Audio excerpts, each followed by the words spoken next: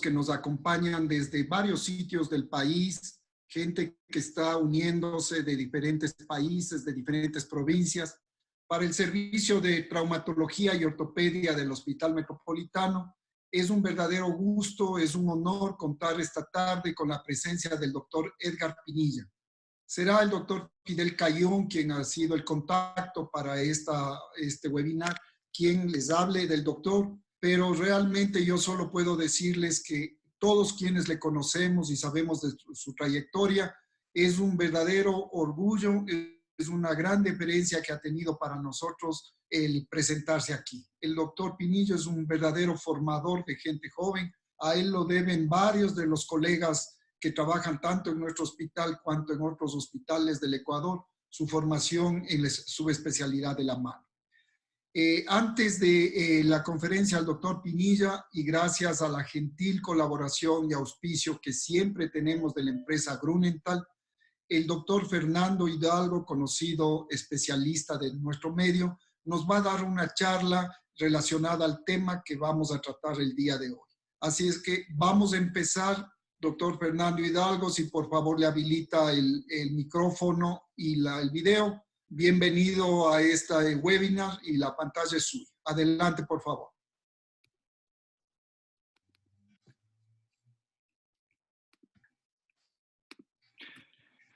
Buenas tardes con el selecto auditorio. Muchas gracias por su asistencia. Quiero expresar mi agradecimiento y felicitación. Doctor Esteban Santos, siempre es un gusto seguir su ejemplo en la docencia y colaboración. A maestro Pinilla por estar con nosotros, a Fidel, a Gabriel por colaborar en esta formación académica y a nombre de Grunenthal, quien me permite participar esta tarde con ustedes, para lo cual vamos a hablar sobre el parche de lidocaína en el síndrome del túnel carpiano. El objetivo que me planteo es hablar sobre la patología brevemente, los parches de lidocaína, cómo actúan y presentar un algoritmo de tratamiento en el cual podemos trabajar y servir como base para el tratamiento definitivo. Recordemos que el síndrome del túnel carpiano no es nada más que una compresión a través del túnel que se forma en el carpo a través del nervio mediano y que da síntomas caracterizados por dolor, parestesia, pérdida de la fuerza, impotencia funcional y muchas veces problemas emocionales. Para recordar que es un desorden compresivo, el más común en el miembro superior, que incluso llega a afectar al 5% de la población laboral y que en la escuela americana llega a afectar hasta $1 billón, por lo que tiene que ver en la parte laboral. En este esquema de la parte anatómica, les pido que se hagan referencia principalmente a lo que es el ligamento transverso del carpo como causa de la compresión en el nervio mediano, y esto es producto a movimientos repetitivos, a posiciones inadecuadas, puede haber causas traumáticas, como vamos a ver en las fracturas de muñeca, procesos infecciosos, iatrogénicos y demás, pero el más común sigue siendo los problemas de mala posición anatómica. En la fisiopatología, la imagen principal que quiero que se tengan ustedes es que es una compresión, y esta compresión afecta a la parte circulatoria del nervio, lo que va a llevar después a un problema de edema, es decir, es un problema de contenido y continente, y esto causa dolor, parestesias y disminución funcional. La clínica es mandatoria, el examen físico, la entrevista, la semiología, las pruebas de Fallen, además de los exámenes radiológicos como inventarios, siempre pensar en el problema que puede haber en columna cervical, en rayos X de mano, y obviamente la electromiografía, que nos ayuda a clasificar, de acuerdo a Stevens, en si es leve, moderado, grave o severo. De acuerdo a esto, vamos a tener un tratamiento, ya sea conservador y quirúrgico. En el caso del tratamiento conservador, podemos tener, de acuerdo o está indicado en los primeros episodios de los síntomas, leve o con una electromiografía negativa o con sintomatología leve. Recuerden que en el embarazo puede aparecer posparto, pero no es enfermedad, sino cambio hormonal, y en algunos jóvenes o en personas de tercera edad. Con el tratamiento, básicamente es la inmovilización con férulas, tratamiento con corticoides sistémicos o locales, AINES, férulas, ultrasonido, fisioterapia. No somos muy amigos de la filtración por esta señalada, pero sin embargo aquí tiene espacio el tratamiento con el parche de lidocaína.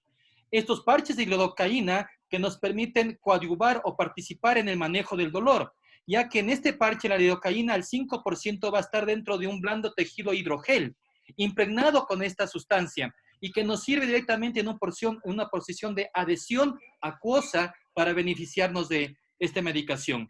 El principio activo que ya sabemos, la lidocaína, y la dosis del parche es al 5%, con una efectiva acción tópica. Esto nos va a permitir el alivio de los síntomas del dolor localizado, va a tener una eficacia rápida y sostenida en el área colocada del área del túnel carpiano con una buena seguridad de tolerancia. Esta se logra gracias a la capacidad liposoluble que tiene este parche por la parte de hidrogel y la manera de absorción en el órgano más amplio que es la piel, con un contacto directo y muchas veces ha dado un efecto dual, ya que además de la parte analgésica, nos ayuda mucho en la acción calmante y de enfriamiento en la zona que permite refrescar el área del túnel carpiano. Recordemos que en lo que es la membrana celular, en los canales proteicos de la membrana, que son los canales de sodio, permiten la entrada de sodio y aquí está el secreto en las compuertas, ya que si transmitimos el potencial de acción, este potencial de acción que es entrada de sodio y salida de potasio, es la transmisión eléctrica para que nuestro cerebro lo pueda interpretar como dolor. Por lo tanto, si yo manejo estos canales proteicos, inhibo la apertura de estos canales, estas compuertas, voy a lograr inhibir la conducción eléctrica y así es como funciona la lidocaína, con cantidades para poder actuar en las grandes fibras sensoriales alfa y beta mielinizadas. Este tratamiento ya está comprobado, lo hemos experimentado, hay varios reportes sobre esto y más que nada, los pasos en los cuales uno puede sacar el parche, cortarle y darle la forma adecuada para colocar en el área del túnel carpiano y asegurarnos además de esto con una férula posicional y retirarle cada 12 horas nos va a dar un efecto adyuvante increíble en el manejo de esta enfermedad, ya que da un mecanismo de acción analgésico, da eficacia, perfil de seguridad y tolerancia y sobre todo una buena calidad de vida. Obviamente tengo que mencionar el tratamiento quirúrgico en las indicaciones con tratamiento conservador, cuando hay grave pérdida de la sensibilidad, atrofia o electromiografía moderada y severa. En nuestra experiencia, nosotros hemos publicado varios trabajos de la técnica en la cual hacemos el mini-opin en neurolisis con técnica microquirúrgica en varios. Hemos manejado 247 pacientes en 3 a 4 años, controlados de 3 a 6 meses, con un índice de satisfacción muy importante como resultados. Después comenzamos también a hacer la técnica endoscópica de la liberación con centerline del túnel carpiano, en el cual incluso se participó en una tesis de grado, y volvimos a valorar a los 5 años del endoscópico y nos dimos cuenta que había un 30% de recidivas del túnel endoscópico, y esto se debió a que fue indicado o se hizo en pacientes de estos 101 que tuvieron problemas severos o graves. Por lo tanto, la conclusión, ¿cuál fue? Que el endoscópico estaba indicado para cierto tipo de pacientes y esto nos permitió dar el nacimiento a ese algoritmo en el cual estamos manejando en el grupo de seguridad de miembros superiores de mando del Hospital Militar y que ponga a su consideración, a su inteligente comprensión, en el cual si ya tenemos dolor, parestesia y disminución de la electromiografía puede ser negativa y el tratamiento es ortopédico de 3 a más meses. Y en esta parte ortopédica podemos coadyuvar con lo que es antiinflamatorios, medidas locales, inmovilizaciones y los parches de lidocaína para que puedan mejorar la calidad de vida del paciente. Sin embargo, si la sintomatología persiste y tengo una electromiografía leve, puedo ir a la cirugía con técnica endoscópica. Y la cirugía mini-open con neurolisis bajo técnica microquirúrgica la podemos indicar cuando estamos en puntos graves, severos o incluso moderados. Por lo cual, en este corto tiempo que agradezco su paciencia y su atenderme, las conclusiones serían que es una patología frecuente, incapacitante, hay espacio de tratamiento ortopédico, incluso para estos parches. El tratamiento quirúrgico depende del paciente. Hay enfermedades, hay pacientes, y la técnica quirúrgica depende de este punto. Y finalmente, para considerar al parche de lidocaína como una muy buena opción. Yo les quiero agradecer por su tiempo y nuevamente muy buenas tardes. Agradecemos. Listo. Agradecemos a Fernando, a los amigos de Grunenthal por esta colaboración siempre y con estos consejos tan útiles que yo sé que van a ser gran utilidad para todas las personas que nos escuchan. Muchísimas gracias. A continuación, Fidel Cayón, le vamos a pedir que él tenga la bondad de presentarle al doctor Pinilla, que estamos todos ansiosos de escucharlo y aprender todo de sus conocimientos vastos. Gracias, Fidel, y adelante, por favor. Con el mayor de los gustos, doctor Santos, quiero presentarles a todos al doctor Edgar Pinilla. Él es cirujano de mano colombiano, miembro de la Asociación Colombiana de Cirugía de la Mano, uno de los profesores más, yo diría que más renombrados de Colombia. Él fue el formador en su momento del primer fellow de mano en Colombia con la Universidad Militar Nueva Granada, y posteriormente fue el director durante muchos años del fellow de mano de la Universidad del Bosque, de la cual pues creo que todos tenemos las mejores referencias y los mejores recuerdos. Es un honor para mí, profe Pinilla, el poder presentarlo ante pues toda la gente del Hospital Metropolitano y la gente de Quito, a quien yo considero mi principal formador en esto de la cirugía de la mano. Los dejo a todos con el doctor Pinilla.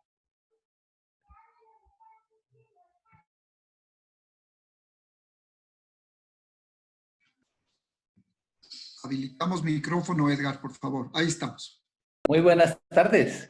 En primer lugar, muchísimas gracias por esas palabras, Fidel. El doctor Esteban, pues un placer estar en el servicio de Quito, del Hospital Metropolitano, a mis grandes amigos y conocidos del doctor Hidalgo también y al doctor Alegría.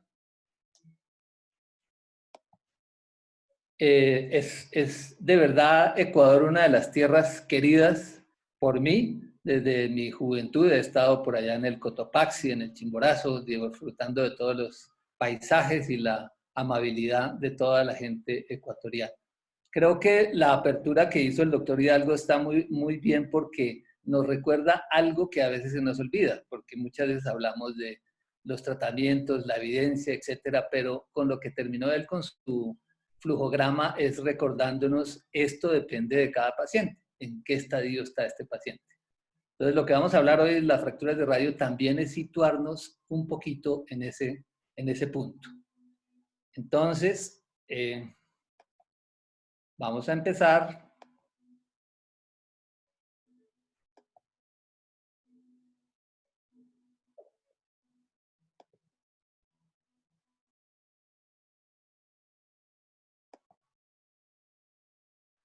Vamos a hablar entonces de algunas situaciones que se presentan en los tratamientos de las fracturas de radio distal y a lo largo del tratamiento, cómo podemos tratar de prestarle al paciente lo mejor, lo que necesita de acuerdo a la situación en la cual se encuentra. Los agradecimientos que ya dijimos, yo trabajo además de la fractura de radio en el servicio de ortopedia de la Fundación Santa Fe de Bogotá, donde son ustedes siempre muy bienvenidos. Tenemos una clínica de hueso que se llama Hueso Saludable y en la cual vemos muchas de las situaciones de la salud ósea. Entonces, ¿cuál es la finalidad del tratamiento de la fractura de radio distal? Yo creo que es generalmente un accidente. Idealmente es llevar al paciente a unas condiciones en las cuales se encontraba previos a la fractura, o mejores si es posible. Al final de esta charla la idea es reconocer que no es tan inocente como pensamos, que la calidad, lo que algunos llaman la personalidad, si no tenga una individualidad, pero la personalidad de la fractura y del paciente, el tratamiento y el manejo postoperatorio pueden generar algunas condiciones que nos hacen que el tratamiento no resulte como queremos. La medicina basada en evidencia es sobre todo importante para grupos de pacientes, pero debemos ejercer lo que hoy se conoce desde hace muchos años, pero que hoy se le está dando mucho énfasis, que es la medicina centrada en el paciente, en el cual por supuesto cuenta la evidencia, y tener en cuenta que nosotros tenemos el riesgo de convertirnos en los enemigos del buen resultado y cómo podemos disminuir esos resultados. En estas letras queremos resaltar en los puntos en los cuales debemos tener cuidado. Es en la rehabilitación, en la historia clínica, el diagnóstico, el tratamiento. Y en esta parte del tratamiento estamos viendo últimamente especialmente en el tratamiento con placas. Esta es una caja de herramientas que recomiendo. Este es un libro, una publicación de la Asociación Colombiana de Cirugía de Mano, y que la pueden encontrar. Los que estén interesados se pueden comunicar con Fidel y él les ayuda a conseguirlo.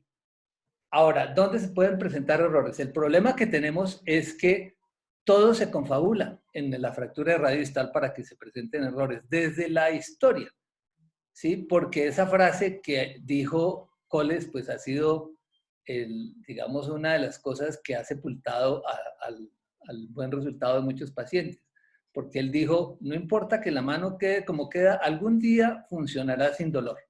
Eso fue Coles de 1814.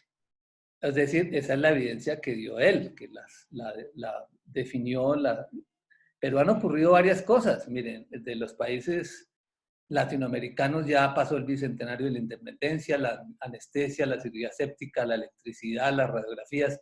Todo eso ha pasado. Es decir, han pasado más de 200 años y todavía muchas personas consideran esa recomendación, que son tipo 5 por Abraham Coles, como ciertas, y en realidad no lo son tanto. De hecho, desde hace mucho tiempo, miren este trabajo del año 53, que mostraba que había una pérdida funcional más o menos en el 24% de la función de los pacientes que tenían fractura de radio distal, y que solo el 2.9 quedaban sin ninguna limitación en esa época. ¿Cuáles son esas complicaciones? Hay de todo: malunión, neuropatía, síndrome doloroso, rigidez, artrosis, ruptura, pseudoartrosis, infección.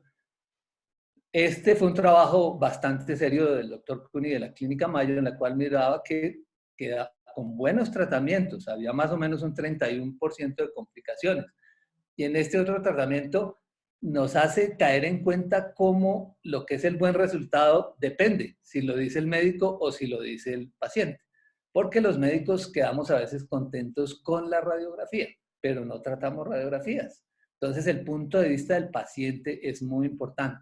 Pero en general, aunque pueden ser, como ven ustedes, hasta el 80% de malos resultados, en general están alrededor del 30%. Y son muchas cosas, como ustedes ven en esta lista.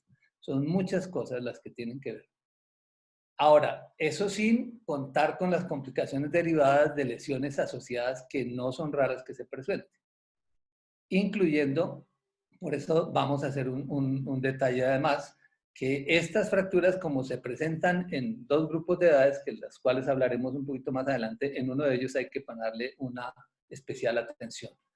Ahora, ¿cuál es el paradigma entonces ahora? No es que todas van a funcionar, sino que ya se demostró desde el año 88 que hay una correlación curiosa, porque en el resto del aparato locomotor eso se tiene claro. Hay una correlación entre anatomía y función, que la malunión lleva a limitación del movimiento, que lleva a inestabilidad mediocarpiana y que lleva también a artrosis. El acortamiento radial, los escalones y la reconstrucción, si bien es una cirugía bien interesante, a mí me parecía sabroso programar, interesantísimo hacer todas las medidas para hacer una osteotomía de Fernández y corregir. De hecho, estábamos unos años que estábamos haciendo 14, 15 correcciones de maluniones de radio distal, que ahora hacemos por ahí una o dos nomás. Ahora, cuando estamos frente al paciente, ¿cómo podemos llegar a un diagnóstico más preciso? Y la cosa es muy elemental, es revisando los elementos básicos. Queremos ver buenas radiografías o un paciente funcional. Y debemos evitar lo que mucha gente ha llamado la enfermedad fractural. Este es un caso para ilustrar esa situación. Esta es una paciente de 74 años que se cayó de la silla, tuvo un tratamiento conservador. Estas son las radiografías con las cuales consultó o vino a mí a los 6 meses post-fractura. Entonces uno ve que las medidas radiológicas en la AP son bastante satisfactorias y que en la lateral tiene una desviación dorsal, pero que el semilunar está alineado, es decir, no tiene unos signos de una inestabilidad mediocarpiana. Uno diría, pues en medio de todo, para 74 años le fue más o menos bien. Pero cuando vemos a la paciente, resulta que esa paciente tiene una abducción del hombro apenas en 110 grados, que tiene 30 grados de supinación y que la presión hace 9 kilos de fuerza o 9 newtons. Recordemos que para uno poderse vestir y hacer las cosas de la vida diaria necesita por lo menos 14. Entonces, esa mano estaba fuera de la función completa de la paciente. Entonces, recordar cómo la angulación dorsal incrementa la carga, afecta la congruencia y puede alterar la función de la radiocubital distal. Y puede tener, depende de las características de cada paciente, puede tener subluxación radiocarpiana o inestabilidad adaptativa. Y es mucho más frecuente de lo que creemos un síndrome doloroso regional complejo, que seguramente fue lo que complicó también a la paciente que vimos ahorita. Entonces, el manejo conjunto y hacer el diagnóstico preciso de lo que está pasando en dolor y en función de los pacientes, por eso es de los puntos que quiero detenerme. No importa qué tipo de tratamiento hagamos, tenemos que tener función del hombro, del codo, pronación, movimiento de los dedos. Lo que no estuvo fracturado no tiene por qué quedar lesionado. Y en esto hacemos un énfasis siempre. Nosotros a los pacientes les recomendamos cada hora, es cada hora. Movilidad completa de hombro, codo, pronospinación, lo que llamamos o se conoce como el paquete de 6 ejercicios de Odious, que ya lo mostramos. Y en los pacientes mayores, que son una gran cantidad de pacientes, además ejercicios de balance, equilibrio, fuerza del cuádriceps y estiramiento del psoas. Es decir, estos son los ejercicios que recomendamos hacerlos cada hora. Eso toma 2 o 3 minutos, ¿cierto? No es que sea necesario o indispensable que estén en terapia física, ¿sí? Estos son los ejercicios que se deben hacer. Por supuesto, cuando está inmóvil la muñeca y no se puede hacer, en ese tiempo no se van a hacer los movimientos de dorsiflexión o palmiflexión de la muñeca. Y los ejercicios de los dedos, que tiene que ser la movilidad completa de todas las interfalángicas y las metacarpofalángicas. Esto es fundamental. Por ejemplo, es un paciente con una fractura también mínimamente desplazada, pero este paciente, esta es su movilidad a la semana de la inmovilización. Es decir, desde ya el hombro y el codo y la pronosupinación van a estar bien. Y los ejercicios de equilibrio, estos son algunas de las cosas que han salido de Hueso Saludable, en la cual hay una serie de ejercicios recomendados por una médica del deporte que rotó con nosotros. Entonces, en cuanto a la toma de decisiones, ahí, entonces dijimos, primer punto, rehabilitación. Entonces, las articulaciones que no sufrieron fractura tienen que quedar completamente bien. En primer lugar, especialmente los dedos y el hombro, que tienen una gran tendencia a presentar rigidez. En el otro es que a veces pasa aquí en Colombia, seguramente en Ecuador no sucede, pero a veces cuando nos presentan un paciente de una fractura de radio, ni siquiera a veces es la edad, ni el sexo, ni lo que hace el paciente, sino es la radiografía. Entonces, a ver si está desplazada, si no está desplazada, cuál es la clasificación, etc. Pero es muy importante tener en cuenta todas estas cosas de la historia clínica, la edad, el género, la dominancia, la ocupación, porque es diferente la necesidad y la utilización de acuerdo de ello de su mano. El ejercicio que hace, si fue un trauma de baja o de alta energía, ¿cierto? Y los antecedentes, el estado nutricional, las comorbilidades y el estado de la salud ósea. Y hacemos énfasis en estos 3 puntos que tenemos en rojo, porque son los que a veces se nos pasan por cuidar. Y en el examen físico general, pues por supuesto el examen de las extremidades, la parte neurovascular, que muchas veces las estructuras nerviosas, especialmente mediano y cubital, pueden verse comprometidas. Lógicamente, si hay una fractura abierta, y radiografías, y en algunos casos hoy en día consideramos importante hacerle una tomografía axial.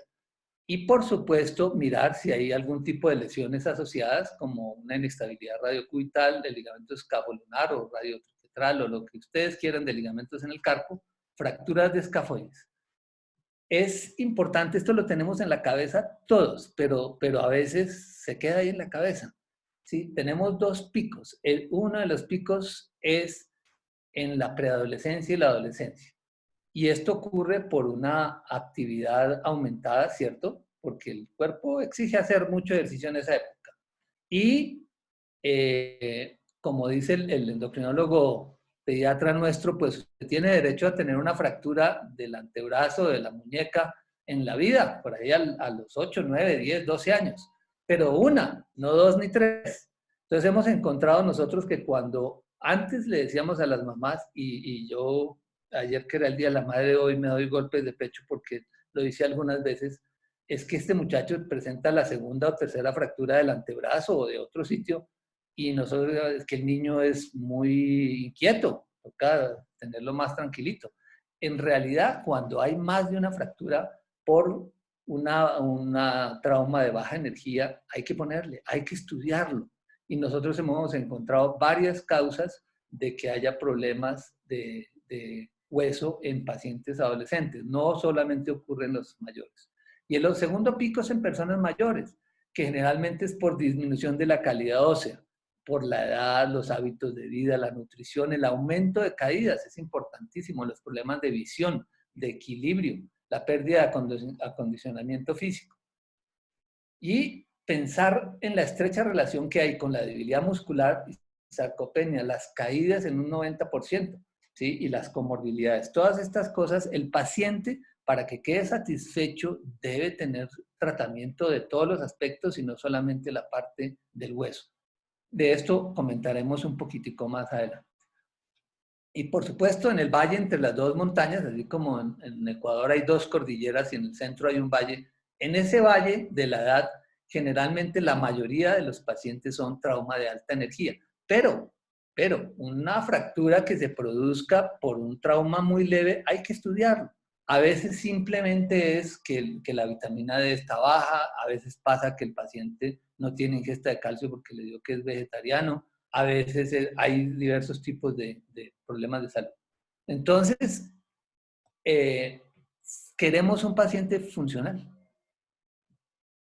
Entonces, miremos las radiografías, midámoslas, ¿cierto? Recordemos cómo las brechas de más de 2 milímetros en brecha o en escalón, y que estas son más o menos las cifras, creo que estamos todos de acuerdo en lo que podemos pensar como aceptable. Entonces, la primera parte es una buena radiografía de la muñeca, por supuesto. Aquí vamos a mostrar simplemente un ejemplo de una radiografía. Y aquí vemos que es una que comprende no solamente la fractura del radio, sino del cúbito, ¿cierto? En este caso. Y esta es una paciente como unos 54 años de edad que tiene una fractura de cúbito a 2 niveles, que tampoco es que sea tan frecuente, ¿no? Y muchas de las fracturas, digamos, que uno sospecha que puedan tener un trazo articular, cambian gravemente. Como decía un compañero, me dice, en mala hora se nos dio por pedirle un TAC, porque la fractura que se veía sencilla, resulta que ahora se ve mucho más compleja. Este es un caso de una paciente de más o menos 74 años de edad, en la cual ustedes ven esta radiografía. Y claramente, si uno mira en detalle, dice, esto tiene una conmoción interarticular, hay que hacerle un TAC, ¿cierto? Y hay una lesión ahí, pareciera inclusive sospecha del trazo interarticular y de pronto si hay algo en el ligamento escafolunar. Y estas son las radiografías, estas son las imágenes del TAC. Y aquí hay que tener en mente, la situación, cuando uno tiene una fractura intraarticular, el fragmento que tiene que mirar con más cuidado y que es el eje de la reducción de todo, es el fragmento palmar cubital, a donde se anclan, digamos, los ligamentos de la muñeca, ligamento del 1 radial. Ese ligamento es supremamente importante. Entonces hay que mirarlo en todos los cortes, hay que mirar para ver que efectivamente se pueda reducir y fijar adecuadamente. Después de esto, de ver unas buenas imágenes, entonces hacemos una clasificación. La clasificación, hay algunos compañeros ortopedistas, en fin, que no les gusta ninguna clasificación. Esta clasificación AO es la que ha demostrado que tiene más consistencia inter y extra observador, es decir, que si uno lo miran diversas personas, cuando uno la considera como A, B y C, yo creo que es el punto importante, simplemente A, B y C. Y tener en mente, si yo veo una fractura tipo B, es decir, parcialmente articular, casi todas, las B2 y las B3 son quirúrgicas siempre. Y la B1 muchas veces, es decir, la fractura del chofer. Entonces, si uno ya tienes una fractura parcialmente articular, es decir, que tiene una cortical intacta, es una fractura que muy posiblemente necesita cirugía. Entonces, desde ahí empieza la situación. Entonces, no es que las fracturas de radio yo les pongo clavos, no, que yo les pongo tutor, no, que yo les pongo placa palmar, no, que a mí me encanta la placa, o sea, no. Depende de cuál tipo de fractura es. Y las fracturas tipo C interarticulares, pues depende de cómo se presenten. Pero esta es la clasificación de AO. A algunos les gusta un poquito más la clasificación de Fernández, pero la 1 es la A, la 2 es la B y la 3 es la C. La C3 es la número 5. Entonces no sea solamente la 4, que es una fractura, una luxofractura, en general con algún fragmento pequeñito del radio del cúbito. En realidad es una luxación del carpo. ¿Sí? Como ven ustedes ahí en la 4. Entonces generalmente 1, 2, 3 y 5 son A, B y C, están iguales. ¿Cómo mantener la reducción? Existen todos estos métodos. Y no importa, es como los caminos de Santiago en España. Hay muchos caminos, y todos van a llevar a Santiago, todos llevan a los peregrinos a Santiago. Entonces, a uno le va más bien o menos bien, depende de la fractura, depende de la experiencia de las personas. Si uno tiene una fractura no desplazada, pues una férula bien moldeada por 4 semanas y movilidad de las articulaciones no comprometidas e involucrar la mano en las actividades livianas de la vida diaria.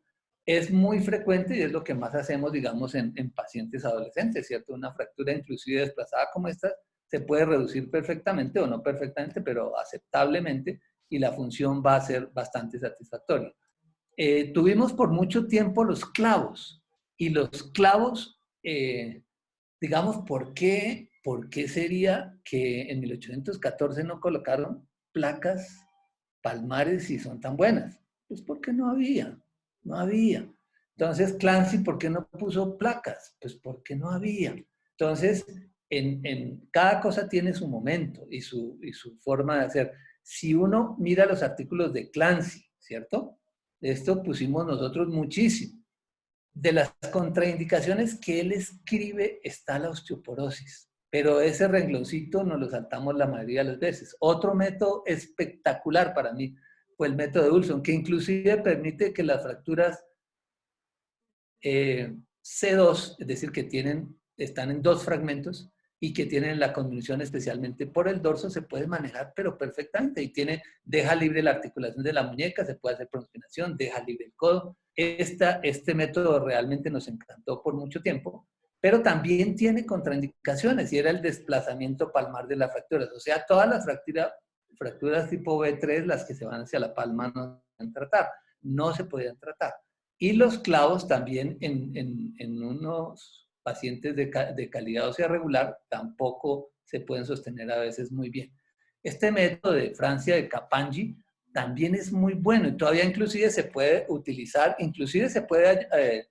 sirve como coadyuvante para hacer algunas reducciones con placas y se puede utilizar provisionalmente porque se utiliza como una palanca sobre el foco de fractura, entonces se pueden utilizar. Este es un trabajo que hicieron en Brasil con 29 pacientes, pero también con buen hueso. Y Capangi también lo dice, con buen hueso. Pero entonces tenemos que uno de los pacientes que tenemos más volumen son los pacientes de edad avanzada y cada vez tenemos pacientes de más edad avanzada. Entonces, mucho cuidado porque los clavos en pacientes de calidad ósea pobre no van a funcionar bien, ¿cierto? Entonces, ellos decían, pacientes mayores con osteopenia severa, generalmente los de 65 años, yo ya estoy por ahí, pero espero no estar tan osteopénico. Que tengan conminución dorsal marcada, que tengan fractura también del cúbito, pues no se pueden colocar. Entonces no puede decir, yo a todas las fracturas les coloco clavos, ¿no? Depende de la situación. Ahora, las placas inicialmente se hicieron para las fracturas Barton palmar, o sea, las tipo B3. Y esas fracturas, ese tipo de fracturas son una maravilla, lo dejan a uno como un rey porque la placa misma le reduce a uno la fractura. Ahora, las placas bloqueadas que empezaron con la placa Pi, que era dorsal y palmar, pues tuvieron su buena función en ese tipo de fracturas. Y ahora las placas bloqueadas se pueden colocar por el dorso, por la palma. Hay que tener en cuenta que generalmente uno con los materiales de osteosíntesis busca hacer compresión. En las fracturas de radio distal no buscamos hacer compresión. Buscamos es mantener alineadas las fracturas. Y una cosa también interesante es que estas fracturas palmares fueron desarrolladas por el doctor Orbay y específicamente lo que más función le dio y para lo que él la promovió, increíble, miraba yo para realizar esta charla, que eso fue en el 2004, él empezó con las placas en 2000, y en el 2002, esto, es decir, ya tenemos 18 años, es increíble cómo ha pasado el tiempo. Pero el énfasis es en los pacientes mayores, y esa es la gran ventaja. Entonces, esas fracturas fueron diseñadas para pacientes mayores con traumas de baja energía. Lo que pasa es que le hemos extendido el uso y han funcionado bastante bien en pacientes con una calidad ósea también buena. Volviendo en esto de las placas, podemos volver a nuestros pacientes para que miremos. Entonces, este paciente, ustedes ven que claramente por la calidad, o sea, no estaría indicado ninguno de los sistemas de clavos y menos sabiendo que tiene el cúbito comprometido, que no le va a dar estabilidad a los clavos. En este tipo de placas, ustedes ven que la fractura está desplazada hacia palmar. Casi que cuando uno hace la historia y el paciente fue un accidente en moto o un accidente en bicicleta, uno puede pensar, esta fractura debe estar desplazada hacia palmar. Y casi siempre, en un 90% o más, acierta. Es decir, los pacientes que caen de bicicleta o de patines o algo, generalmente tienen fracturas hacia palmar. Y esas fracturas a palmar son más difíciles de mantener con clavos. Entonces, estas fracturas es en la que aprovechamos, hacemos primero la fijación diaficiaria y la placa, colocándole esa almohada sobre la muñeca y haciendo dorsiflexión, vamos a lograr que la placa se adapte y nos ayude a reducir la fractura, como es este caso. Ustedes ven que el cúbito en esta paciente que tenía 57 años en esa época, esta paciente, el cúbito, ahí tenía una fractura abierta y decidimos lavarla y no ponerle placa para minimizar los riesgos. Esto es algo que algunas personas pueden no considerar apropiado, pero nosotros lo hicimos y empezamos a mover la paciente. ¿Qué hicimos con ella? Férula, no porque queríamos moverla, hacerle pronospinación, el resto de movimientos que habíamos hecho. Y este es el resultado 18 meses, 6 meses después de que le retiramos la placa. Este es otro punto también que puede ser interesante para que los que quieran comentar al final. Si retiramos la placa, en el caso mío yo prefiero retirar al año más o menos casi todas las placas. Esta paciente era una paciente de 57 años, pero osteoporótica, porque la paciente no consumía lácteos, es una paciente que no hacía ejercicios, es una paciente que tenía la vitamina D en 10 y que tenía también un problema cardiovascular.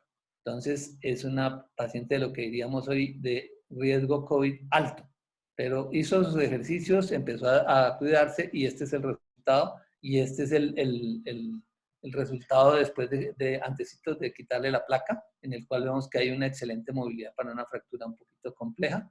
El otro paciente que mostramos es una paciente mayor que tiene una fractura C3, ¿cierto? Con una gran conminución hacia dorsal, tiene una antecedente de la fractura de cadera en la madre, la vitamina D estaba en 10 también, y el FRAX, que le da el riesgo de fractura por encima de 3, o sea, está en 7, 4 el riesgo, lo cual la pone en un grupo de alto riesgo. Esta era su radiografía que ya la hemos visto. Estas eran las imágenes del TAC, en la cual hicimos énfasis en la parte del semilunar. Estas fracturas se puede hacer de varias formas. La forma inicial, como yo las hacía también, a todos estos le hacemos una sección al brachioradialis, de tal manera que el manejo del segmento distal es muy cómodo y muy sencillo. Y hacemos la técnica que hacíamos para las fracturas para las osteotomías. Hagan de cuenta si esto es una malunión, que está todo pegado, no tenemos fracturas. Esta es la técnica para corregir la malunión. Es decir, ponemos la placa distalmente, hacemos la osteotomía y la placa nos deja orientado al radio. Esto lo vimos en la época que estábamos haciendo osteotomías, estaba el doctor Fidel por allá y entonces inclusive hicimos algún video mostrando toda la técnica. También los interesados pueden con Fidel ver este video. Y esta es la técnica que me parece a mí que es más sencilla y que deja que se pueda orientar más fácilmente el radio. Hay que tener en cuenta cuando uno trata pacientes muy osteoporóticos que la placa debe quedar lo más subcondral posible. Y esta es la forma, como vemos allí, coloca uno las guías. Ahora, esto, ¿cómo es la mejor forma de hacerlo? ¿Cómo se puede hacer eso?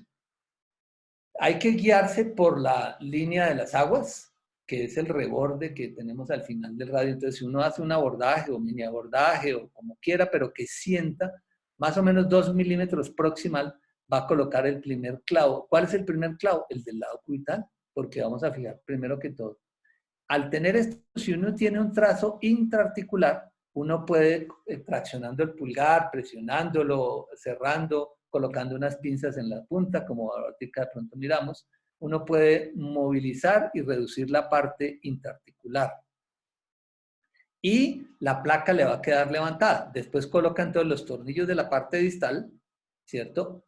Entonces coloca los tornillos de la parte distal. Deben quedarle por lo menos 4 elementos. Pueden ser 2 tornillos y los 2 clavos. Y luego hace, como ustedes ven a la izquierda abajo, baja la placa, la sostiene y coloca el resto del material de osteosíntesis. Entonces, de esta manera reduce. Entonces, lo importante es que miren la placa, está levantada y eso es lo que nos permite. Ahora, estas placas, la idea, en el año 2000 se hicieron varios estudios con placas, que ya podemos colocar placas porque es mejor con placas y no sé qué más. Estas placas se colocaban por el dorso y empezaban a romperse tendones por el dorso. Entonces, cuando Orbay dijo, no, hagámoslos por la palma, entonces dijimos, los tendones ya no se van a romper. Eso es una maravilla. Pero entonces resulta que empezaron a salir, ¿se acuerdan? 2002, empezaron a salir este tipo de artículos, ¿sí? En el cual vemos cómo los tornillos protruyen. Y uno ve en la imagen ve que en la radiografía lateral pareciera que todos los tornillos están dentro del radio, por lo que el tubérculo de Lister está más largo que los tornillos. Entonces, es importante que uno pueda ver de una forma axial la placa. Y esto es lo que se hace con una radiografía intraoperatoria, ¿cierto? En la cual uno mira la posición de los tornillos. Los tendones extensores están inmediatamente, están recostados a la cortical dorsal. Entonces, lo que hemos hecho, antes uno perforaba la cortical o pasaba a través de la conducción que ahí había y retrocedía con el medidor. Hoy lo que hacemos es medir, tocar la cortical y dejar los tornillos 2 o 3 milímetros más cortos. Ya se sabe, y hay varios trabajos que muestran que el 75% de la longitud del tornillo, con que esto agarre, es suficiente. Y hay que tener cuidado en la parte cubital, en el radio cubital, para reconstruir y cerrar también la brecha que allí se presenta. Entonces, las radiografías, tomando tanto la AP como esta que se llama del horizonte o skyline view, esta se toma intraoperatoria en la forma como estamos mostrando allí. Y este es el resultado postoperatorio. Ustedes ven que quedó un pequeño escalón que no es significativo y ponemos a mover nuestra paciente. Le corregimos, por supuesto, todas las cosas, la vitamina D. Cuando está tan baja, no damos 1000 ni 2000. Eso hay que dar 6000 por lo menos por 6 meses, ¿cierto? Y después se continúa. Y descartar una osteoporosis secundaria si necesitas un tratamiento antirresorptivo. Esto es al año de evolución. Ustedes ven la característica, como el pequeño escalón que veíamos ya no se aprecia en la lateral. Y esta es la función bastante, y la paciente bastante satisfecha. Unas palabritas para la fractura de fragilidad. El 85% de los pacientes mayores tienen alguna masa ósea baja, ¿sí? Y puede haber osteoporosis senil o osteoporosis secundaria. Lo que hemos aprendido con nuestra endocrinóloga y con el grupo de hueso saludable es que uno debe descartar osteoporosis secundarias. Primero que todo, debe descartar, porque hay cosas sencillas de manejar. Entonces, no suponer que los pacientes mayores todos tienen baja masa ósea y que por eso es la fractura. En realidad, cuando uno tiene la fractura, tiene que pensar en un paciente mayor, tiene que pensar en todas estas cosas. Si quieren, guárdenla, tómenle fotos, lo que quieran, pero esto es lo que tiene que pensar. Y cada una de estas cosas son las que tiene que trabajar para corregir. Y tiene que trabajar, ustedes ven, en densidad, en caídas, en muchas cosas, ¿cierto? Este fue uno de los casos que nos hizo como recapacitar en la vida y mirar a estos pacientes con más cuidado. Esta es una paciente, recordando una paciente que vimos más o menos como a sus 58 años de edad con una fractura de la muñeca. Pero nosotros tenemos consulta en una casa que tenía 2 pisos y Mano quedaba en el segundo piso porque no teníamos ascensor. Esta paciente nos toca verla abajo porque es que la señora no puede caminar bien. Cuando bajamos y la vimos, efectivamente tenía una discrepancia de miembros inferiores, un problema en la rodilla, en la cadera y todo. El cuento, para hacerlo corto, es que la señora había presentado como 2 fracturas del fémur y que había tenido dificultades para consolidación e infección y todo eso desde los 25 años. Cuando vimos la fractura decidimos estudiar a la señora porque había tenido además una fractura del tobillo y su fractura de la muñeca y encontramos que tenía un hiperparatiroidismo.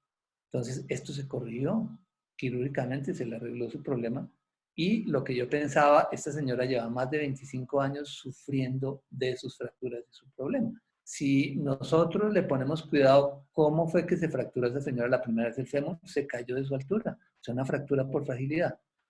Hace, digamos, 30 años que fue eso, pues no era posible que eso lo tuviéramos como ortopedistas en la cabeza, pero hoy en día sí lo debemos tener en cuenta.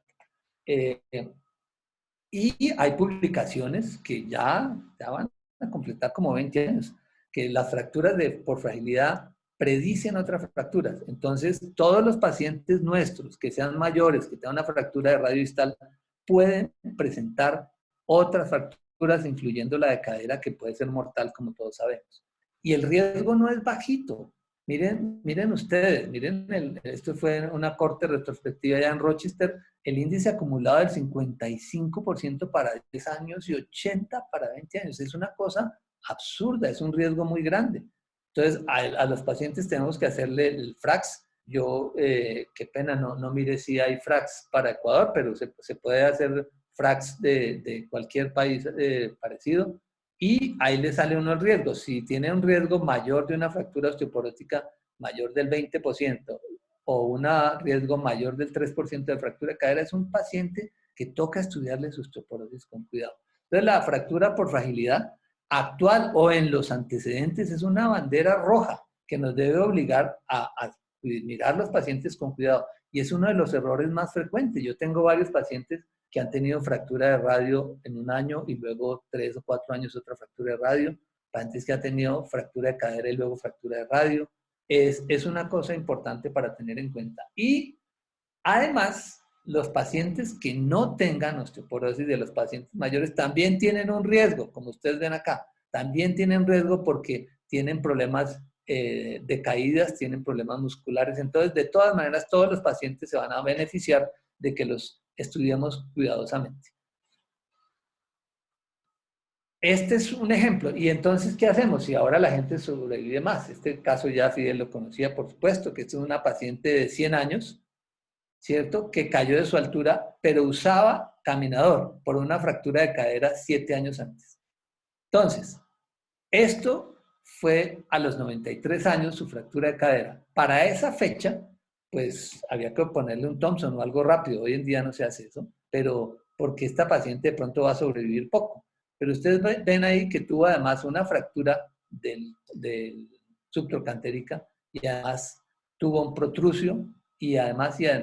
O sea, esto, por eso era para ella indispensable el caminador para poder deambular. Es una paciente en la cual, si ustedes ven la fractura, es una fractura que compromete también el cúbito y es una fractura muy desplazada y una calidad, o sea, muy pobre. Entonces, esta paciente, pues yo quería que el anestesiólogo me dijera que no la podía operar, pero dijo que sí. Y entonces la operamos, le ponemos sustituto óseo además, yo le estoy colocando a los mayores de 85. De 60 para arriba decimos pacientes mayores. Ahora, para mí, y yo no considero una palabra ofensiva, para mí soy viejo, y mayor de 60 es viejo, pero ahora les gusta mucho tercera edad, y tercera y cuarta y quinta, no sé.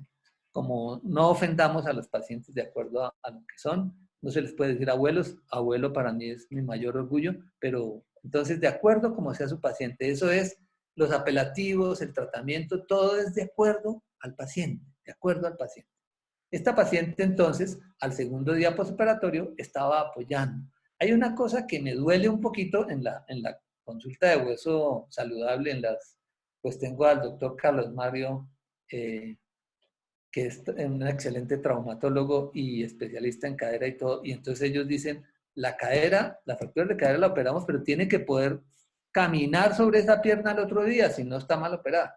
Entonces yo decía, pero ¿cómo puede ser que ellos dicen eso y nosotros en la muñeca decimos, no, usted tiene que estar 4 o 6 semanas sin poder apoyarse en la mano ni coger nada? Eso no suena como lógico. La cadera la puede caminar y todo, y la mano no.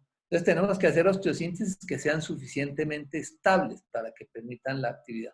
Este sería como un recorderis de estos pacientes con fracturas por fragilidad, en la cual hacemos la atención de ortopedia o el cirujano de mano, el examen, todo lo que hemos hablado de qué se debe hacer, pensando que tengo una evaluación de riesgo de refractura, aplicar la escala de Frax y todas esas cosas, descartarle una osteoporosis secundaria.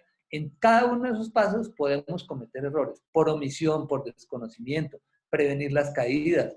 Inclusive, cuando van a necesitar su tratamiento, digamos, para osteoporosis, tenemos que prevenirlo de la salud oral, porque ahí puede haber osteonecrosis de la mandíbula, puede haber una serie de cosas. Entonces, y nosotros, los que recibimos el trauma, somos los responsables de todo eso. Es una cosa que tenemos que llevar en el alma. Esos pacientes hay que ponerles cuidado. Hay diversos protocolos de qué darles, de qué no darles. Es bueno que se asocien. Es mejor trabajar uno conjuntamente con un endocrinólogo y un geriatra que sepan del asunto y que sean ellos los que manejen la parte de medicamentos. La otra cosa importante es, fíjense, esto es un hombre de 25 y un hombre de 63 años. La disminución de la masa muscular es impresionante. Entonces, eso le va a dar pérdida de equilibrio, todas las cosas que ustedes quieran. El ejercicio logra recuperar la función. Esto es una corte de pacientes de 90 años. Y mire la recuperación de la función que hay. O sea, el ejercicio siempre va a servir. Debemos proteger, hacer una visita al hogar para ver cómo se puede comprometer. Otros puntos para tener en cuenta es las neuropatías que se presentan y que pueden desencadenar. Siempre hay que documentarlo en urgencias, cómo está la sensibilidad, ¿cierto? La mayoría van a recuperarse después de alinear la fractura, ¿cierto? Pero si hay una clínica de una compresión aguda severa, pues hay que operarlo. Miren este paciente de 64 años, con caída, pero tenía unas parestesias que le molestaban muchísimo en el momento que llegó. ¿Qué hacemos con todos estos pacientes en urgencias? Los alineamos, mientras es el momento de la cirugía, si hay que hacerle cirugía. Los alineamos y observamos. Y la mayoría van a presentar mejoría, pero si no presentan una mejoría, entonces hay que hacerle una exploración del nervio mediano. Y la recomendación es mejor hacerlo por incisiones separadas, porque ustedes saben que en el trazo aquí de piel que está buena, está pasando la rama cutánea del mediano, y en algún descuido por el sangrado, por lo que sea, no se ve bien y de pronto puede uno lesionar esa rama. Entonces es mejor hacerlo por una incisión separada. Este caso, por ejemplo, la paciente también tenía una hipoestesia severa del mediano que no tenía antes, a pesar de que tenía 87 años, ella decía, se me durmió un poquito la mano, pero ahorita la siento muy dormida y no llevaba mucho tiempo de evolución.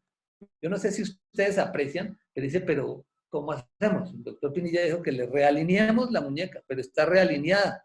Y entonces, ¿ahí qué hacemos? Entonces, si ustedes miran cuidadosamente la radiografía, especialmente la proyección, la de la izquierda, ustedes ven que se ve una sombrita ahí como una nube. Y por eso la operamos y encontramos que hay un fragmento que fue expulsado en el momento del impacto, en el momento de la fractura, impulsado. ¿Cierto? A propósito, se puede hacer también mini incisión, se puede hacer, yo sé que Fidel tiene experiencia en Ballant y se puede utilizar en las fracturas de radio distal, especialmente pacientes que tengan comorbilidades que la cirugía, digamos, con una técnica de anestesia general y todo eso no sea posible y por alguna razón no se tenga el torniquete o no se pueda aplicar o lo que sea. Yo prefiero, la aprendí directamente con el doctor Orbay, la incisión ampliada, sobre todo cuando hay trazos articulares con desinserción del brachioradialis, lo cual le permite a uno reducir y acomodar inclusive los fragmentos interarticulares haciendo una pronación del fragmento distal. Esto acomodamos en este paciente. En este caso, la técnica que hacíamos era de fijar primero la placa y la placa nos volvía la posición de la mano. Ella no estaba desplazada hacia dorsal, ella no estaba desplazada hacia palmar, ese es en el caso central. Fíjense que en la descripción de la clasificación de la fractura, esta no figuraría, porque no está ni para dorsal ni para palmar. Entonces, este es el resultado. Ustedes ven que al alargar queda un hueco. Y esa paciente pues se operó y se pudo... este paciente lo traigo, es un paciente que operamos junto con el doctor Fidel, y aquí lo llamativo es, él se cayó de un árbol, estaba bajando de unas mandarinas por allá, y presentó hipoestesia del área cubital. Entonces vemos el gran desplazamiento. El reto acá es el fragmento distal tan pequeño, porque siempre estamos pensando con qué vamos a coger ese fragmento. ¿Cierto? Lo que hay que pensar, y ya hay trabajos que muestran entre tornillos y bulones, nosotros no estamos pensando en comprimir ningún fragmento, en nada, lo que pensamos es en sostener la superficie articular. Entonces, si uno coloca los clavos o los tornillos sosteniendo esa oblea de radio que tenemos ahí, pues es suficiente, es suficiente. Y aquí vemos cómo se... Tal vez interesante miren la esquina cubital del radio. Esa esquina cubital, miren el nivel que tiene. ¿Bien? Esta placa está un poquito más grande porque en esa época que la operamos no había placas medianas. En Colombia había placas grandes y placas pequeñas. Pero miren esa esquina. Y en la evolución, la vamos a ver más adelante. Esta era la parte dolorosa. Ustedes ven que hay un colapso de 1 o 2 milímetros, pero que funcionalmente no tenían repercusión. Es interesante ver cómo normalmente en los servicios de radiología toman la radiografía lateral que vemos a la izquierda, pero necesitamos ver esta proyección para ver cómo está la superficie articular. Entonces, la diferencia está simplemente en la colocación, bien sea colocando algún elemento o simplemente teniendo en mente que la articulación radiocarpiana debe estar 23 grados y se obtiene de esta manera. Y así obtiene uno la posición, ¿cierto? Para ver la superficie articular adecuadamente y saber si está o no está, porque ahí no sabe uno si los tornillos están o no están interarticulares. Esta es la evaluación clínica a 14 meses cuando le íbamos a sacar. Ven que la recuperación es buena. Para terminar, unos casitos de que ya uno piensa, la placa me soluciona todo, ¿cierto? Ya hemos colocado. Entonces vamos a ver algunas de las cosas. Por ejemplo, este no es un paciente mío, pero me lo enviaron para consultarme algo por un chat y miren la situación esta, la placa no redujo, es que la placa no reduce las fracturas. Y fíjense dónde está la parte distal. Yo creo que estas fracturas se deben operar con control de radiología. Esta carilla está completamente hacia el dorso y los tornillos están dentro del carpo. Entonces, si uno no hace la cirugía con radiología adentro, bien puede hacer, aunque sea, si no tiene un fluoroscopio, tiene que tomar una proyección, verla, esperar un momentico y cuando los clavos estén bien, pues uno coloca la placa. Este es otro paciente de 47 años que sufrió un accidente, ¿cierto? Y tuvo esta fractura. Esta es una fractura abierta, tuvo todas las complicaciones porque fue un accidente bastante severo. Entonces le hicieron un manejo inicialmente con un tutor externo, pero pues a uno le dan tentación y hoy la tendencia es cambiar el tutor externo por una placa. Entonces simplemente se colocó esta placa. Yo creo que llama la atención, no se puede tomar una placa lateral y llama la atención que los tornillos se ven un poco largos. Llevaba ya 5 meses posoperatorio, no movía absolutamente los dedos la mitad del arco de movimiento, pronosupinación 0, una gran irritación del nervio mediano y además vemos que el cúbito está en una pseudoartrosis. Entonces, este paciente, la malunión y todo, tiene siempre una incidencia. Esto fue lo que encontramos en el cúbito, el cual le colocamos un injerto y se le hizo el cambio de la placa. Ustedes ven, aquí ya podemos tomar la placa apropiadamente y vemos la recuperación de la situación. y cómo consolida la fractura, cómo es la evolución a los 4 meses, a pesar de que el paciente tiene, que ustedes todos vieron, una alteración en la articulación entre el escafoides y el semilunar desde el comienzo, este paciente no le dimos importancia a ese hallazgo en ese momento, sino cuando el paciente se volviera sintomático porque teníamos que recuperar la movilidad que estaba completamente perdida. Entonces trabajamos esto, le retiramos su placa, como ustedes ya saben, y acá está la movilidad y en ese momento entonces tiene uno ganas de hacer la cirugía, ya tiene buena movilidad para el ligamento escapulunar. Sin embargo, el paciente, una de las cosas que tenía era tocar la guitarra y no quería saber nada más de cirugías, entonces estamos pendientes de algo. Este es otro paciente que puede pasar con las placas. Es que al énfasis que yo les quiero hacer es que uno coloque una placa no quiere decir que ya el problema está resuelto. En esta situación, ¿cierto? El accidente fue alta energía y esto se ve en la AP bastante bien. Este paciente además tuvo una fractura de platillos tibiales que le quedó espectacular. El médico que hizo esta cirugía fue un ortopedista muy bueno, entonces en la rodilla le quedó espectacular y esto, después de hacer una rodilla bien complicada, pues pasó a hacer este radio y ahí lo veía más o menos alineado. Pero la realidad era que el paciente tenía problemas del nervio mediano, nuevamente, y tenía una rigidez también. Entonces, este paciente hubo necesidad de recuperarle la altura del radio, le hicimos una osteotomía. Inicialmente una fractura interarticular, no le tocamos la parte articular que ya estaba más o menos consolidada, pero tenía su forma lunar apropiada y lo dejamos.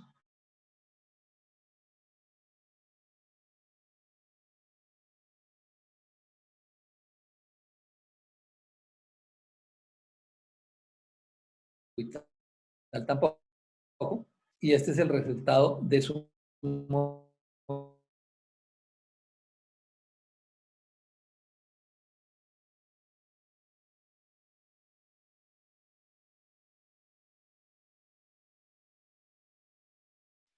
en esta situación, con la mano completamente rígida. Entonces, lo que se hizo fue una artrodesis del radio carpiana y le hicimos toda la liberación de las metacarpofalángicas, tenolisis de extensores, etcétera, recuperó su movilidad y su función.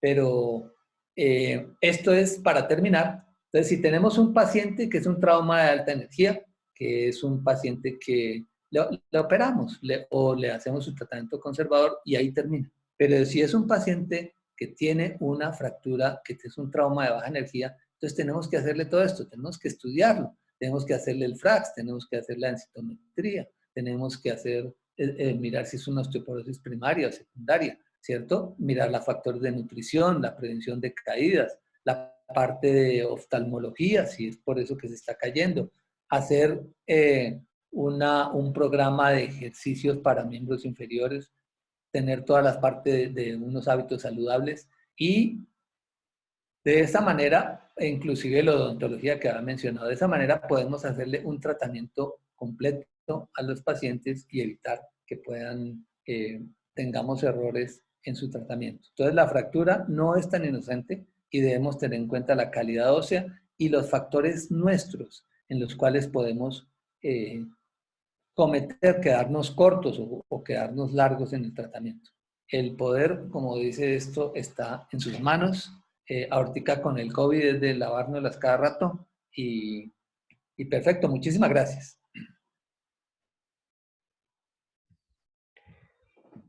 Muchísimas gracias a usted, doctor Pinilla. Muchísimas gracias.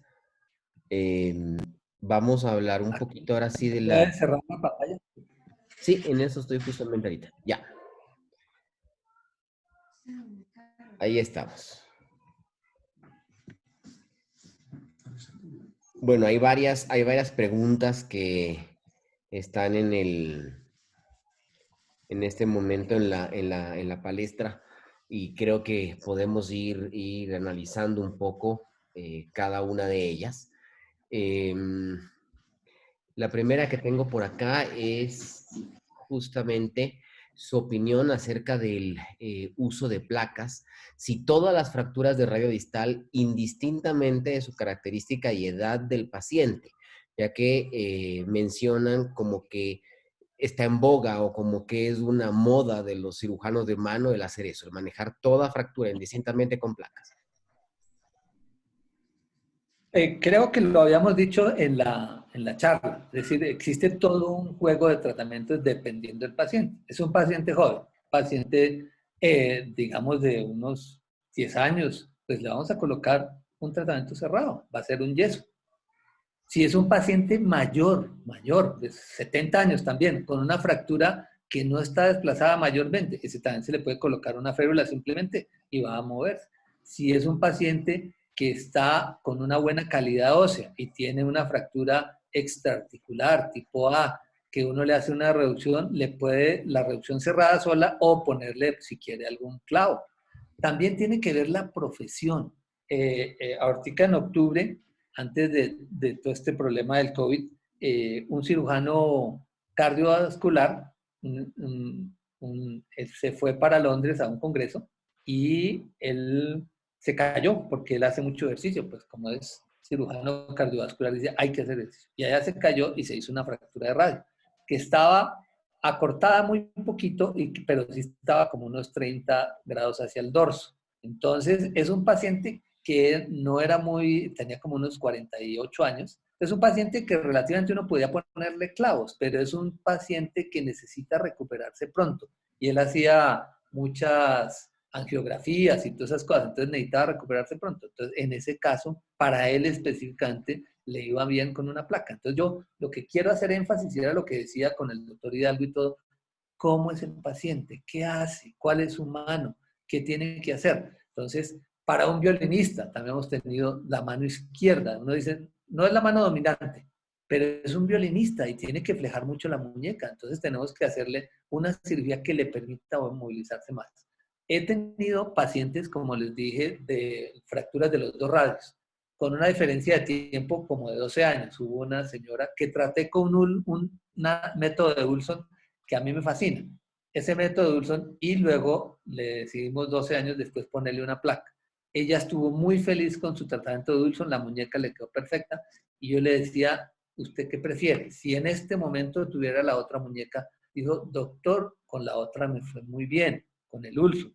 Pero si yo tengo la posibilidad de escoger en este momento, yo, me dice ella, escojo la placa porque no me quedan clavos por fuera y entonces es más cómodo para tener la vida. Entonces depende de cómo sea el paciente, pero no necesariamente. Es muchísimo más demandante, más riesgoso, más peligroso el colocar bien una placa y hay que saberlo hacer bien. Es preferible ponerle un yeso y remitirlo y no hacerle nada que ponerle una placa mal. Correcto.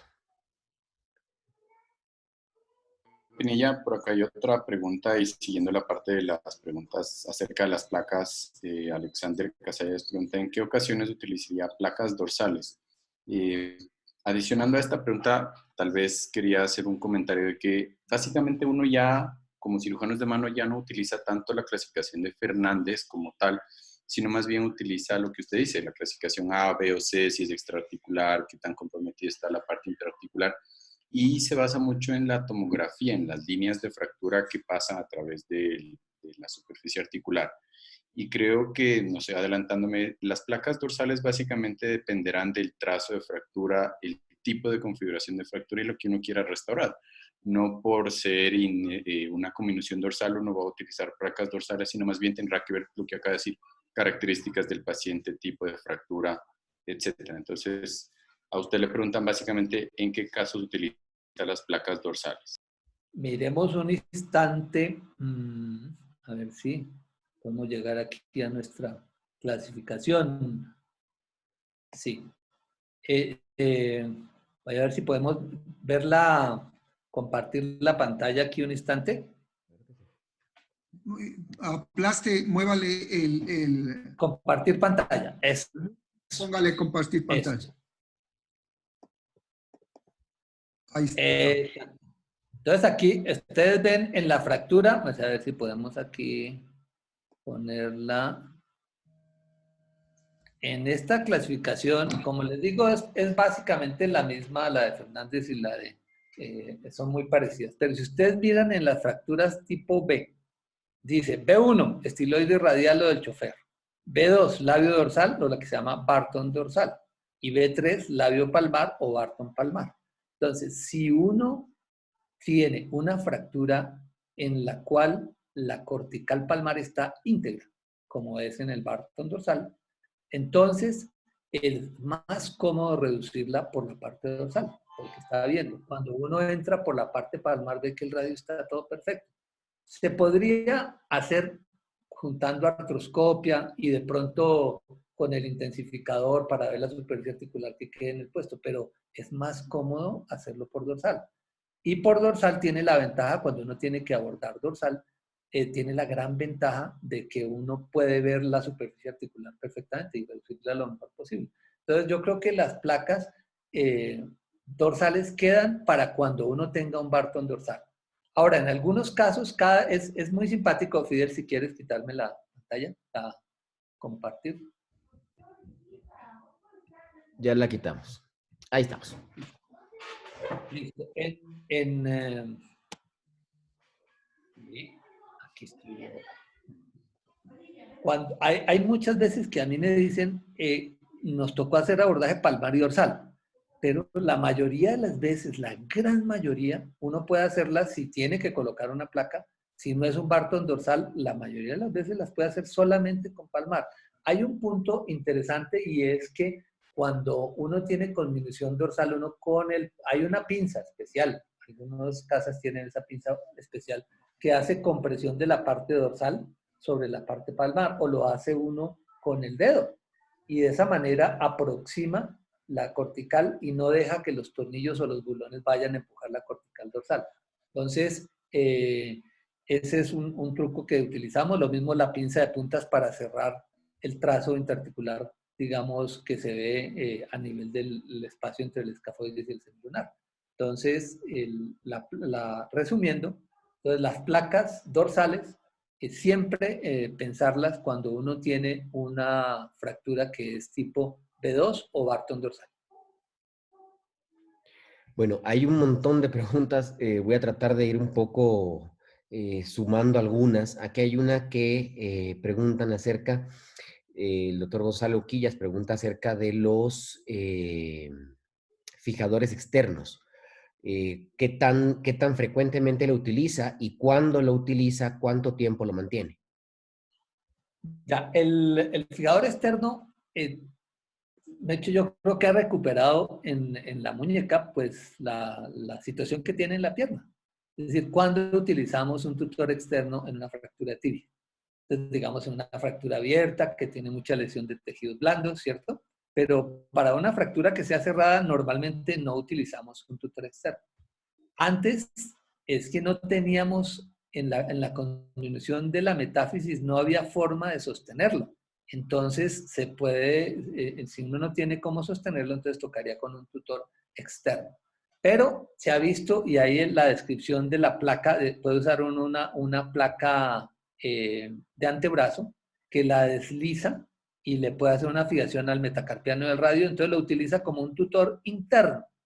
Pero yo he intentado, porque me gusta probar todas las cosas, entonces yo he tratado de mirar cuál caso no puedo ponerle placa. Y por supuesto no puede pensar que a uno le llegue todo, pero en realidad no he tenido la situación. Algunos hacen la fijación, no quedan como contentos con la placa, entonces le ponen además un fijador externo. Yo veo la indicación, como en el paciente que mostré, no le puse yo el fijador, pero si lo hubiera puesto seguramente, en una fractura abierta, con gran compromiso, cuánto se tiene mientras los tejidos blandos se resuelven y le coloca uno pues su placa normalmente, bien sea dorsal, palmar, lo que necesite. Los fijadores externos que se dejaron por el hueso de mala calidad tampoco son bien tolerados por las personas mayores y les incapacitan mucho. Entonces, en lo posible, hasta nosotros mismos diseñamos en el Hospital Militar un fijador externo de radio que menos mal está por allá escondido, bien guardadito, para no tener que utilizarlo. 10 minutos, Fidel, por favor. Ok. Profe, acá hay una pregunta sobre inestabilidad del radio cubital distal posterior a fractura de radio distal. Asumo que es en agudo. La pregunta es, ¿qué indica para esta patología, para inestabilidad radio cubital distal? ¿Qué es lo Bueno, que usted entonces, hace o la qué indicaría? inestabilidad radiocubital depende mucho de quién es el cirujano. Entonces, si yo soy un cirujano de mano súper experto y tengo una gran experiencia en artroscopia, entonces yo puedo hacer la reducción de la fijación del radio distal y hacer una artroscopia y miro si el fibrocartílago está bien, regular, mal, o si el ligamento escapular y tomar las medidas que sean pertinentes. Hay que pensar que la mayoría de lesiones en los pacientes jóvenes, esas lesiones la mayoría cicatrizan. Desde el comienzo que se empezaban a hacer artroscopia decían 60 o 70% tienen algún problema ligamentario, pero realmente quedan un 10% o menos con lesiones. Entonces, si yo detecto que hay una inestabilidad radiocubital en el paciente, lo que hago habitualmente en la mayoría de casos es colocarlo en supinación y poner unos clavos que unan del cúbito al radio y de esa manera le doy tiempo al fibrocartílago que cicatrice. Si tengo una inestabilidad radiocubital y tengo una estiloides del cúbito desprendida, entonces puedo hacerle una fijación a la estiloides cubital con un obenque, con una placa, con lo que sea, y compruebo que haya una fijación. Los pacientes los vamos a mirar a lo largo del tiempo y vamos a mirar si después la inestabilidad no se soluciona. Yo dejo los clavos que van del cúbito al radio 6 semanas y el resto se puede mover. Si yo veo que eso no se soluciona, pues ya le hago una resonancia con medio de contraste y una reparación del ligamento del fibrocartílago triangular si es necesario. Una pregunta más que hay por acá que me parece que es interesante, que vale la pena tomar porque la he visto ya por varias personas. La misma pregunta es, ¿cuándo libera en una fractura de radio distal, cuándo libera el túnel del carpo? Si siempre o solamente cuando es necesario, ¿cuándo lo decide? Ya, miramos el paciente, ¿cierto? Si es un paciente joven, generalmente no tenían antecedentes de patología del túnel del carpo. Entonces, ese paciente hay que tenerle más cuidado. Y si es un paciente joven, seguramente fue un trauma de alta energía. Y si es un trauma de alta energía, es mejor hacer una liberación por incisión separada. Si es un paciente joven, un accidente en moto, un accidente de caída de caballo, etcétera, de alta energía, eso es lo que tocaría hacer. Si es un paciente mayor, entonces lo que tenemos, y el trauma de baja energía es averiguar qué pasó. ¿Usted tenía antes túnel del carpo o no tenía túnel del carpo? Las que sentían antes es igual a lo que siente ahorita o es diferente. Y depende, cuando el paciente siente mucha sintomatología y uno le acomoda la muñeca que estaba desalineada, mira un poquito la evolución mientras está el ayuno, mientras está todas esas cosas. Y si no hay mejoría, pues uno se va a la segura y hace una liberación del túnel del carpo. Pero si se mejora la sintomatología, entonces no se le hace exploración. Perfecto. Bueno, creo que podríamos terminar. Yo quisiera hacer un último comentario para terminar. Hay una pregunta que decía que con la situación actual de la pandemia, ¿hasta dónde es tolerable un tratamiento conservador de una fractura sin mayor desplazamiento dorsal? Y lo que yo decía es, yo pienso que o sea, si lo que quiero es evitar el contacto con la vía aérea de mi paciente, puedo utilizar Walland, como decía usted. Yo soy probablemente un fanático de la anestesia local sin torniquete y me evito eso, pero yo creo que independiente de que estemos en la pandemia o no estemos en pandemia, no hay que variar el tipo de decisión del tratamiento, si es quirúrgica o no. No sé qué usted opina, profe. Sí, la idea es la siguiente. En estos momentos, lo ideal es en lo posible ningún tipo de anestesia general, en lo posible. Hay posibilidades, hay los anestesiólogos en el hospital y seguramente ya tienen unas cabinas para aislarlos, pero se generan aerosoles y todo. Es importante en este momento, uno puede hacerle una prueba de PCR al paciente para ver si es COVID o no es COVID. Esto no se tiene que operar el día del accidente a menos que sea una fractura abierta, ¿cierto? Entonces, el paciente se le puede hacer una prueba y esperar las 48 horas. Si está negativo, mientras tanto está con la mano en alto, pasa el edema y todas esas cosas, y se está en su casa completamente encerrado, salió negativo, entonces uno lo programa y le hace lo que le toque hacer. De acuerdo a eso. Lo ideal, pues uno, si tiene digamos, como la primera paciente, que lo que toleramos es hasta neutro, pero está a 10 graditos. Entonces, 20 graditos. Entonces uno diría, y tiene 80 y pico años, y dice, no, pues dejémoslo ahí, porque además tiene comorbilidades, porque además tal cosa, pero son los menos de los pacientes. La mayoría de los pacientes, como dice Fidel, pues no hay necesidad de cambiar la indicación. Si uno ve que el pronóstico va a ser malo, es mejor operar. Perfecto. Creo que con eso sería, se nos quedan algunas preguntas, algunos comentarios. Lastimosamente el tiempo, como siempre, se nos va corto, pero pues tenemos, yo creo que ya tenemos, estamos sobre el tiempo, mejor dicho. Muy Sí, bien. gracias Fidel, gracias Gabriel, excelente esa coordinación y a ti sobre todo Edgar, realmente esperábamos mucho la conferencia y lo supiste cumplirlo con creces. Realmente siento que estamos muy contentos, que hemos aprovechado mucho de ese deseo de comunicar y de esa sapiencia de tantos años de experiencia. Siempre eres bienvenido en el Ecuador, esperamos que pronto las circunstancias sean diferentes y poderte tener personalmente. Yo te agradezco la voluntad y sobre todo esa gran intención de transmitir tus conocimientos. Sé que todos estamos muy contentos con los que hemos escuchado, así es que a nombre de todos me permito agradecerte de todo corazón. Muchísimas gracias de verdad por la invitación, mucha suerte y que salgamos para mejor de esta pandemia. Muchas saludos a sus familiares, a las madres de las casas, unas felicitaciones para todas y muy amables. Gracias a todos. Gracias, una buena tarde. A todos, a cuidarse. Profe, yo quería por último dejarles un par de invitaciones, no sé si me robo 2 segunditos la pantalla. La primera es esta, es una invitación al webinar de la Sociedad Ecuatoriana de Cirugía de Mano. Este jueves a las 2 de la tarde, hora de Ecuador, tendremos al doctor Alex Yug, él es del Instituto Kaplan de Barcelona, España, y al doctor Collago de Guayaquil. Van a hablar de fracturas del escafoides.